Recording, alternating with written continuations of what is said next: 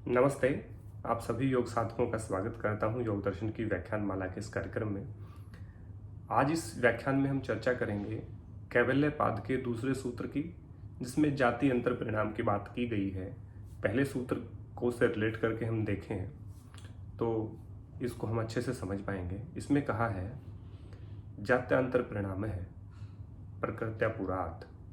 इसको समझने का प्रयास करते हैं। सूत्र संख्या 2 कैवल्यपाद। जाति अंतर परिणाम है।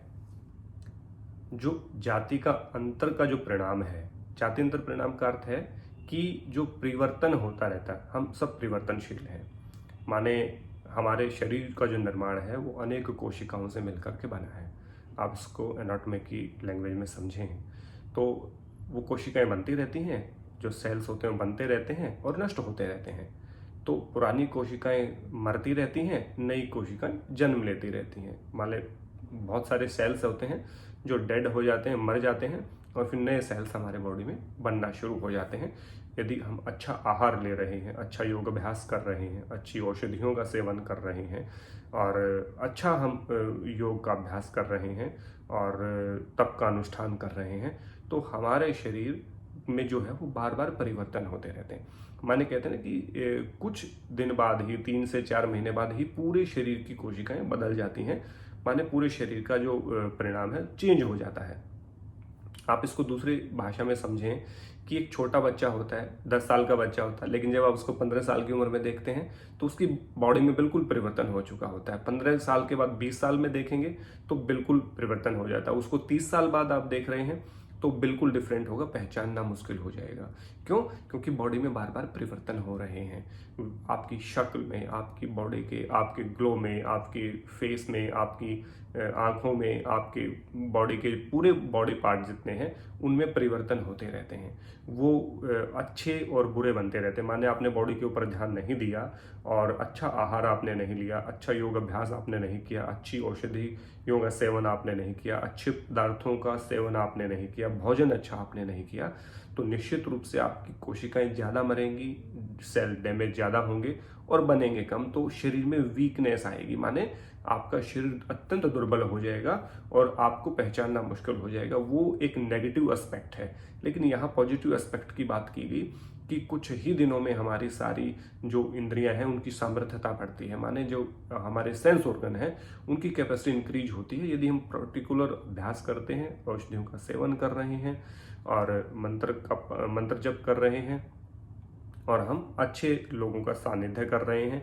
तो इससे हमारे शरीर में जो अंतर पैदा होता है, एक के बाद एक अंतर पैदा होना, उसको ही जाति अंतर परिणाम कहते हैं। प्रकृति आपुरात्म, प्रकृति का ये नियम है।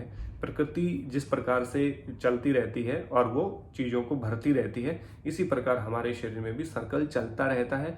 और वो सर्कल क्या है कि कोशिकाएं बनी, टूटी, बिखरी, नहीं बन गई, ऐसे सेल बने, डैमेज हुए, फिर बन गए। तो ये जो प्रकृति का जो चक्र है, वैसे ही हमारी बॉडी में हमारा एक सर्कल बनता रहता है कि पुराने सेल, पुरानी कोशिकाएं डैमेज होती रहती हैं और नए बनते रहते हैं। तो इससे आपके रंग में, रूप में, आवाज में, देखिए आवाज का भी बड़ा परिवर्तन होता है। 10 साल के बच्चे की आवाज 15 साल के बच्चे से अलग होगी, उसी 15 साल के बच्चे की 20 साल में आवाज अलग होगी, उसी की यदि 50 साल की उम्र में आप देखेंगे तो आवाज डिफरेंट होगी, उसकी 80 साल में आप देखेंगे तो बिल्कुल डिफरेंट आवाज होगी। कोई नहीं पहचान सकता कि ये 10 साल का जो बच्चे की आवाज है ये 80 साल का सेम है। मतलब 10 साल के अंतर में भी नहीं पहचान सकते। इवन 3 साल पहले के मेरे वीडियो आप देखेंगे, उसमें मेरी आवाज में बहुत परिवर्तन है। बहुत पतली आवाज थी, अभी थोड़ी सी भारी आवाज हो गई है। तो ये बार बार जो परिणाम बदलते रहते हैं, जैसे आवाज का परिणाम बदल गया, रंग का भी परिणाम बदलता है, इंद्रियों को के देखने का, सुनने का क्षमता भी घटती बढ़ती रहती है। तो अनेकों जो परिणाम होते हैं, बदलते रहते हैं, उनको कहा जात्यांतर परिणाम। माने जो शरीर में परिवर्तन होते रहते हैं, उस परिवर्तन का जो परिणाम है उसको कहते हैं जात्यांतर परिणाम। वो प्रकृति आपुरात, यानी कि प्रकृति की तरह वो चलता रहता है, कंटिन्यू रहता है। तो ये समझने में आपको आसानी रहे, इसलिए मैंने एनाटॉमी के कुछ सिद्धांतों का सहारा लिया। और किस प्रकार एक बच्चा जब जवान होता है, जवान से जब बूढ़ा होता है, तो उसके जितने भी परिवर्तन हो रहे हैं वो सब जाति अंतर परिणाम के अंतर्गत ही हो रहे हैं। तो ऐसे जो परिवर्तन है, आज मैं अल्पज्ञ हूँ, कल मैं पढ़ जाऊंगा। मान लीजिए कोई बच्चा अभी पढ़ा नहीं है, स्कूल में जाकर के उसमें की बुद्धि में भी परिवर्तन आता है, कॉलेज में जाएगा उसमें और परिवर्तन आएगा, यदि यूनिवर्सिटी में जाएगा तो और रिफाइनमेंट आएगी उसकी उसकी एजुकेशन में, उसकी सोचने समझने की ताकत में। जो बच्चा +2 के लेवल में सोचता है और जो ग्रेजुएशन या PhD के बाद सोचता है, उसमें दिन रात का अंतर होता है। और एक एजुकेशन करता हुआ यानी कि पढ़ता हुआ विद्यार्थी सोचता है और एक बिजनेसमैन जो सोचता है उसमें अंतर है। लेकिन वही विद्यार्थी जब पढ़ के बिजनेस करता है या नौकरी करता है या कोई भी अपना काम कर रहा होता है, तो उसकी सोच में बहुत फर्क आ जाता है। तो बुद्धि के स्तर पे भी आता है, शरीर के स्तर पे भी आता है, इंद्रियों के स्तर पे भी आता है और चित्त के स्तर पे भी आता है, मन के स्तर पे भी आता है।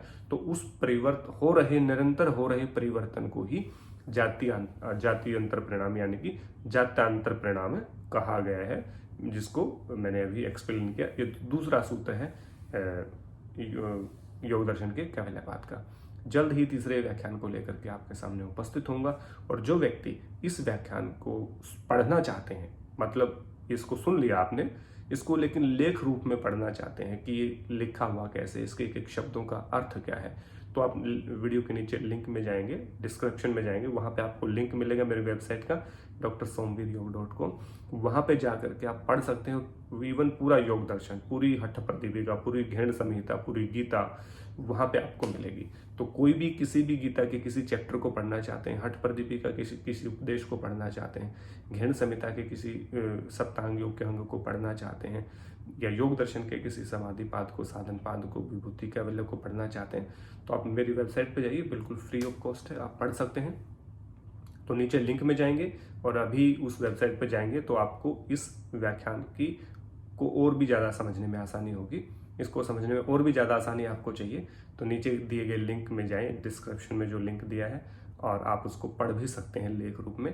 मैं हर वीडियो के डिस्क्रिप्शन में कुछ न कुछ लिंक देता हूं, तो आप हमेशा वहां विजिट करिएगा और देखिएगा उसके बारे में और क्या रिलेटेड चीज़ें मैंने बताई गई हैं। तो इसी आशा और विश्वास के साथ कि आप अच्छा स्वाध्याय कर रहे हैं, अच्छे व्यक्तियों का सानिध्य कर रहे हैं, योग अभ्यास नियमित रूप से कर रहे होंगे। जल्द उपस्थित होता हूँ विभूति कैवल्यपाद के तीसरे सूत्र के साथ। तब तक आप सबका बहुत बहुत धन्यवाद। जय हिंद, जय भारत, नमस्ते।